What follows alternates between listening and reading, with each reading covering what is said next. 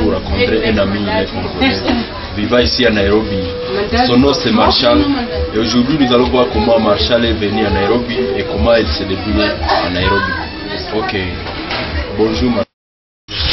Ok Marshall, vous êtes là, vous êtes volé vivant ici à Nairobi. Comment pouvez-vous nous expliquer un peu comment vous vivez ici à Nairobi? On a vu c'est pas mal, c'est pas mauvais. Donc moi les Français d'abord, premièrement je me présente, je suis Marshall. Les Français c'est un peu, ça commence déjà à s'échapper un peu quoi, mais je peux toujours me débrouiller. Donc je suis venu ici la première fois en 2010, au début de 2010. Donc j'ai fait mes études ici. Et aussi j'ai aussi des affaires donc qui sont en train de faire aussi ici quoi. Donc c'est ça. Ouais, j'étudie bien sûr, j'étudie. Donc ils sont en train de faire mon degré, le business administration. Comment vous voyez la vie ici à Nairobi? Ouais, c'est pas mal, c'est pas mal. Au niveau de l'éducation, en fait, l'éducation est bon. C'est toujours Afrique. Combien d'années déjà vous êtes ici? Bon, je suis déjà ici, ça fait déjà 3 ans et demi. Ok, comment vous parvenez à vivre? Explique-nous un peu comment vous avez évolué pendant ces 3 ans. Ah ouais, c'est pas facile parce que donc ici là vous voyez nous sommes d'abord les hommes et puis nous vivons ici, c'est difficile à vivre mais donc on se débat. Donc j'ai un restaurant que j'ai ouvert là, donc nous vendons à manger. Et donc on appelle fast food en anglais, donc c'est comme ça quoi. Donc c'est ce que je fais pour vivre comme ça. Ouais, et pour payer les études, ça suffit pour payer les études avec votre restaurant? En fait vraiment c'est difficile et je peux pas te dire que non, payer les études avec ce que je gagne, donc c'est tout petit peu, c'est peu.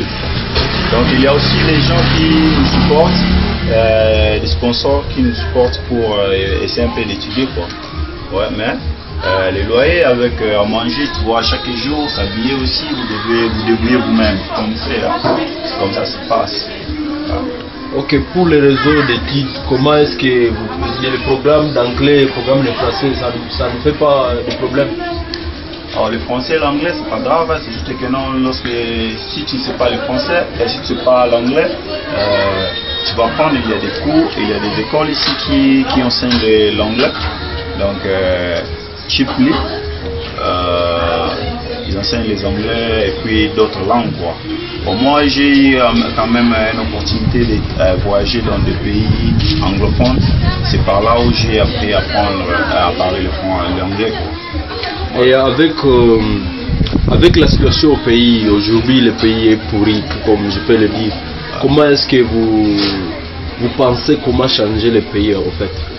En fait, avec la situation de ce qui se passe chez nous là-bas au pays, donc c'est vraiment difficile à dire. Nous prions le bon Dieu pour que tout se passe normal. On puisse avoir au moins des bons dirigeants qui ont aussi les soucis de faire au moins quelque chose comme les autres pays d'ici en Afrique sont en train de faire. Donc au moins ils ont le souci d'avancer leur pays quoi.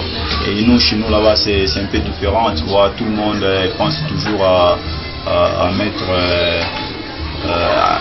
sa propre ventre quoi, tu vois. Et donc tu travailles, même si on t'emploie quelque part, mais tu travailles, tu prends l'argent, tu mets dans tes poches. En fait, c'est pas bon. Ok, merci pour tout ce qui se passe. Quelle solution vous, Congolais vivant au diaspora, avez-vous pour au moins qu'il ait une paix durable ou en fait de développement? En fait, je voudrais aussi involver cette situation de ICC, tu vois. Et moi, je pense que non, le Congo doit être dans la ICC pour que au moins les dirigeants soient un peu disciplinés. Parce que si nous ne sommes pas dans l'aigle, donc ce sera un peu difficile parce que tout le monde va commencer à faire ce qu'il veut et personne ne va suivre l'autre, tu vois. Donc je ne peux pas dire mieux, mais je pense bien que non, le monde sait ce qui se passe chez nous là-bas au pays, au Congo, donc c'est très regrettable. Message pour les Congolais de la diaspora et spécialement ceux de Nairobi. Bon, moi je voulais dire seulement aux gens qui vivent à l'extérieur, donc à l'extérieur du pays, quoi. Nous devons toujours penser à notre pays, là où on vient. Donc bien que nous avons laissé des difficultés, nous avons laissé des familles là-bas, mais nous devons toujours penser un jour, nous devons rentrer là-bas et puis les aider aussi, quoi. Nous avons déjà appris des histoires, nous avons déjà appris des histoires que les autres là-bas au pays ne connaissent même pas. Donc ce que je demanderais aux frères et sœurs qui vivent à l'extérieur du pays, ils doivent au moins rentrer et puis aider les autres qui sont là-bas, quoi. Ouais. Par contre, c'est pas dire que non, tu rentres et puis tu t'installes et puis tu peux toujours commencer à rentrer. Ne rentre pas seulement pour donner les habits ou bien donner quoi. Non, Congolais ne veulent pas ça. Congolais veulent quelqu'un qui les aide avec des idées, tu vois, qui les instruit, tu vois, pour mieux développer et avancer dans la vie. Ok, merci. Alors, votre dernier mot pour les pays? Ouais, bon, je dirais seulement, si je sais pas si les autorités aussi vont suivre cette vidéo maintenant là, je vous demanderai vraiment vraiment de nous aider, quoi.